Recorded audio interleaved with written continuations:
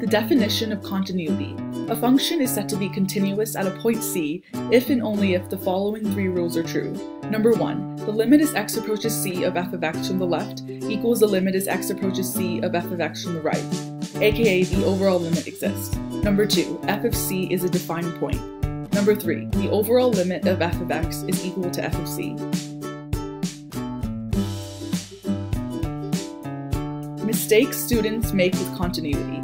The limit exists if the left-hand limit is equal to the right-hand limit, but a function at a point C is said to be continuous at that point if the existing limit from above is equal to f of c as well. Discontinuities. A discontinuity is a point at which a function is not continuous. There are three types of them: removable, non-removable, and infinite. Removable discontinuities, otherwise known as a point discontinuity. Hence its name, a removable discontinuity can easily be adjusted to become continuous by simply removing a point or defining a point. In the example to the right, we would simply define the point. The limit as x approaches c of f of x exists, but it does not equal f of c, or f of c simply does not exist. In our example to the right, f of c does not exist. Non-removable discontinuities, otherwise known as a jump discontinuity. These cannot be fixed because fixing them will result in a whole new function. The left-hand limit and the right-hand limit do not equal one another, therefore the overall limit does not exist. Infinite discontinuities. Anytime you see a vertical asymptote, you know there will be an infinite discontinuity at that point. The left-hand limit approaches either negative or positive infinity, and/or the right-hand limit approaches either negative or positive infinity. A quick summary for discontinuities. Removable. Look for a hole, which is an undefined value, in a line, or a hole in a line with the defined value right above or below it. Non-removable.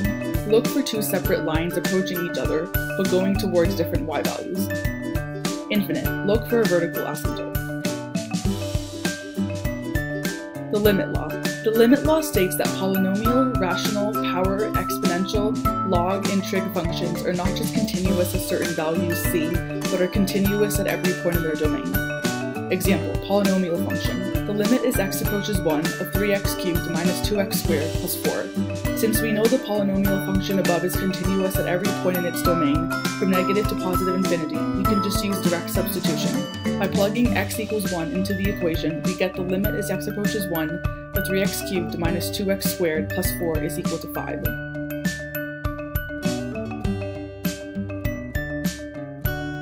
The three important theorems of AB calculus. Number 1, the intermediate value theorem, or IVT. Number 2, the mean value theorem, or MVT. And number 3, the extreme value theorem, or EVT. The intermediate value theorem. Condition: f of x must be continuous on the closed interval from a to b. Guarantee: at least one value x equals c in the open interval a to b exists such that f of c is equal to y being a value between f of a and f of b. The mean value theorem. Condition: f of x must be continuous on the closed interval a to b and differentiable on the open interval a to b.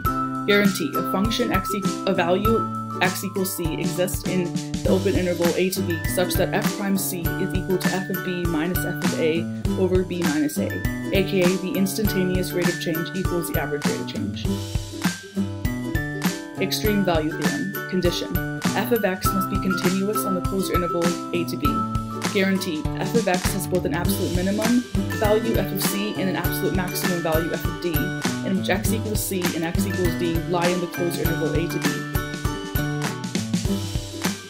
Students often forget continuity on a closed interval is a necessary condition for the IVT, MVT, and EVT. However, in addition to continuity, differentiability is also a second condition for the mean value theorem.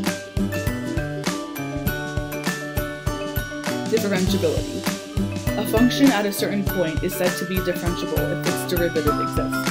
Oftentimes, we can determine the derivative from a table or graph by calculating the average rate of change, the simple y2 minus y1 over x2 minus x1 formula. Relationships between differentiability and continuity.